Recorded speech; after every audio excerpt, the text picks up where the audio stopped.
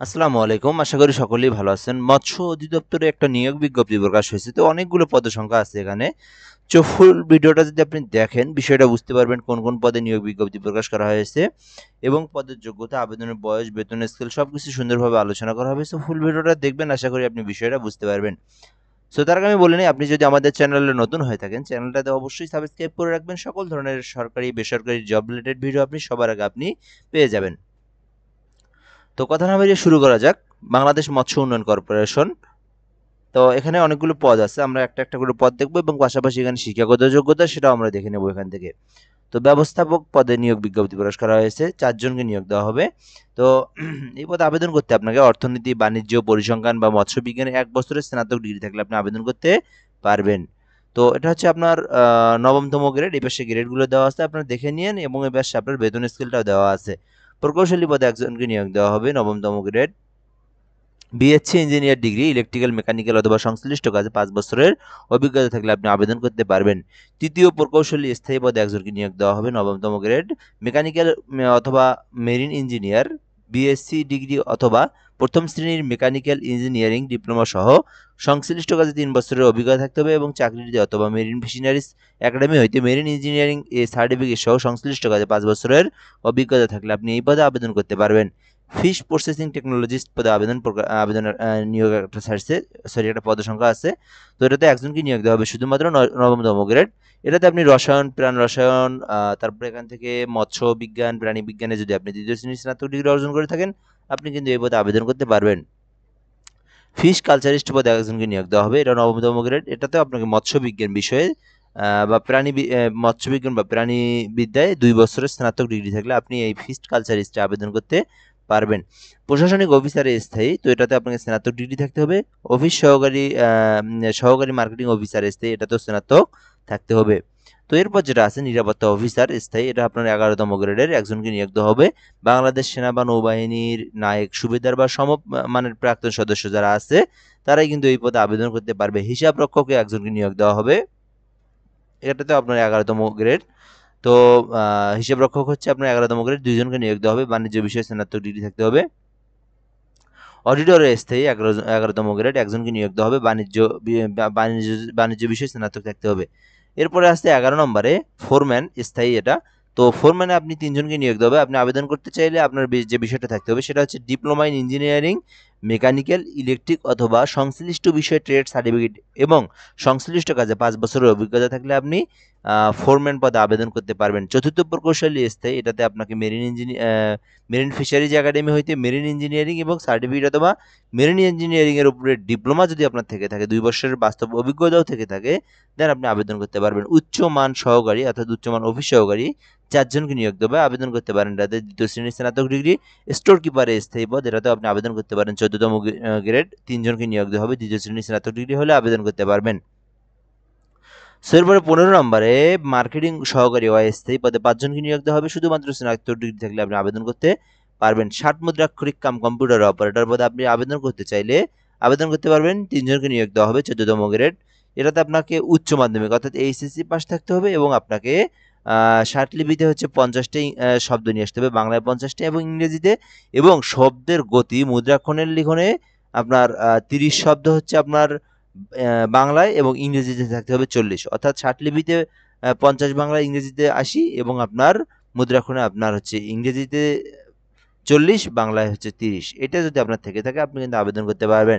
So ষাটলিপি cum computer operator, এখানেও আপনাকে HSC pass থাকতে হবে, পাশাপাশি আপনাকে বাংলায় থাকতে হবে 80 এবং ইংরেজিতে 100, এবং শব্দের গতি মুদ্রাক্ষরিকে আপনার থাকতে হবে বাংলায় 30, ইংরেজিতে 45। তাহলে আপনি এইটাতে আবেদন করতে পারবেন, এটাতে 2 জনকে নিয়োগ দেওয়া হবে। তো 18 নম্বর আছে হচ্ছে নিরাপত্তা পরিদর্শক স্থায়ী, 14তম গ্রেড, 2 জনকে নিয়োগ দেওয়া হবে।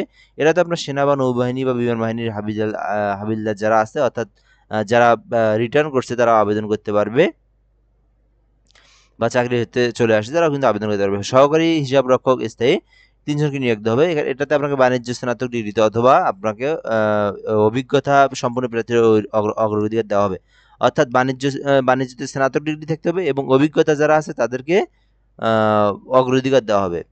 তো এরপরে আছে ক্যাশিয়ার, যারা ক্যাশিয়ার পদে, এটা তো অস্থায়ী, 5 জনকে নিয়োগ দেওয়া হবে। আপনি কিন্তু এটাতে করতে পারেন। এটাতে আপনাকে বাণিজ্য অর্থাৎ আপনাকে কমার্স থেকে যারা করছেন আরকি, বাণিজ্য বিজনেস স্টাডিজ থেকে লেখাপড়া করছেন, স্নাতক ডিগ্রি অভিজ্ঞতা সম্পন্ন প্রার্থীদের অগ্রাধিকার দেওয়া হবে। হিসাব বিজ্ঞান নিয়ে যারা পড়ছেন আবেদন করতে পারবেন এটাতে। তো প্লাম্বারে আবেদন করতে পারবেন আপনি স্থায়ী প্লাম্বিং ট্রেডের সার্টিফিকেট থাকতে হবে, অর্থাৎ আপনি ওই যে বিভিন্ন প্রতিষ্ঠান টিটিসি, যুব উন্নয়ন টেকনিক্যাল থেকে যদি আপনি প্লাম্বিং এর ট্রেড করে থাকেন আপনি আবেদন করতে পারবেন।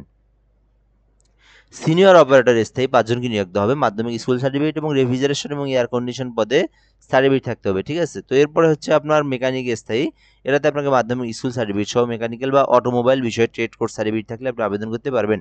অপারেটর টোল স্থায়ী পদে নিয়োগ বিজ্ঞপ্তি প্রকাশ করা হয়েছে। মাধ্যমিক স্কুল সার্টিফিকেট সহ সংশ্লিষ্ট কাজে 3 বছরের বাস্তব অভিজ্ঞতা থাকলে আপনি আবেদন করতে পারবেন। সর্বশেষ নার্সারি সহকারী স্থায়ী প্রাণীবিদ্যা সহ বিজ্ঞানে উচ্চ মাধ্যমিক স্কুল সার্টিফিকেট, তবে অভিজ্ঞ প্রার্থীদের অগ্রাধিকার দেওয়া হবে। ড্রাইভারে আপনাকে নিয়োগ দেওয়া হবে 7 জন, আপনি আবেদন করতে পারবেন। অষ্টম শ্রেণী পাস সহ ভারী যানবাহন চলাচলের বৈধ লাইসেন্স থাকলে আপনি ড্রাইভার আবেদন করতে পারবেন। সো আপনি যদি ড্রাইভার হয়ে থাকেন অবশ্যই আবেদন করতে পারেন। 7 জনকে কিন্তু নিয়োগ দেওয়া হবে, মোটামুটি ভালো আছে। তো এরপর হচ্ছে আপনারা যারা 15 থেকে 20তম গ্রেডের মধ্যে জব রিলেটেড জব খুঁজে থাকেন আপনারা কিন্তু আবেদন করতে পারেন। তো এটা হচ্ছে আপনার 8,000 থেকে 20,000 টাকা বেতন স্কেল, 20তম গ্রেডের 20 জনকে নিয়োগ দেওয়া হবে এখানে। শুধুমাত্র অষ্টম শ্রেণী পাশ হলে আপনি আবেদন করতে পারবেন। সো আশা করি এখানে বিষয়টা বুঝতে পারছেন। এছাড়াও যদি আপনি কেউ কিছু না বুঝে থাকেন কমেন্ট বক্সে জানাবেন, এবং এরপরে যে বিষয়টা জানা প্রয়োজন যে আপনি কিন্তু 18 থেকে 32 বছর পর্যন্ত আপনি আবেদন করতে পারবেন। আপনি যদি কোথাও জব করে থাকেন সরকারি অথবা আধা সরকারি, সেই হিসেবে আপনাকে কিন্তু ওখান থেকে অনুমতি নিয়ে কিন্তু এখানে আপনাকে আবেদন করতে হবে। অসম্পূর্ণ ভুল তথ্য আপনাকে কোনোভাবেই দেওয়া মানে প্রদান করা যাবে না, এবং আপনাকে পরীক্ষা দিতে গিয়ে আপনাকে কোনো টিএডিও দেওয়া হবে না। তো এই বিষয়গুলো এখানে দেওয়া আছে, এগুলো আমরা জানি বিষয়টা। তো আপনি আবেদন করার জন্য যে বিষয়টা খুবই ইম্পর্টেন্ট, সেই বিষয়টা হচ্ছে আপনি এখান থেকে আপনি যে আবেদনটা করবেন এখানে আপনার পেমেন্টের বিষয়টা একটা ইম্পর্টেন্ট। আবেদন কিভাবে করবেন সেই বিষয়টা জানা দরকার। তো আপনি যদি আবেদন করতে চান তো সেক্ষেত্রে আপনাকে যে বিষয়টা মাথায় রাখতে হবে, 1 থেকে 5 নং পদের জন্য 223 টাকা, এবং আপনার 6 থেকে 12 নং পদের জন্য 6 থেকে 12 নং পদের জন্য 168 টাকা, 168 টাকা, এবং 13 থেকে 26 নং পদের জন্য আপনার এখান থেকে 112 টাকা, এবং 27 নং পদের জন্য আপনাকে 56 টাকা পেমেন্ট করতে হবে।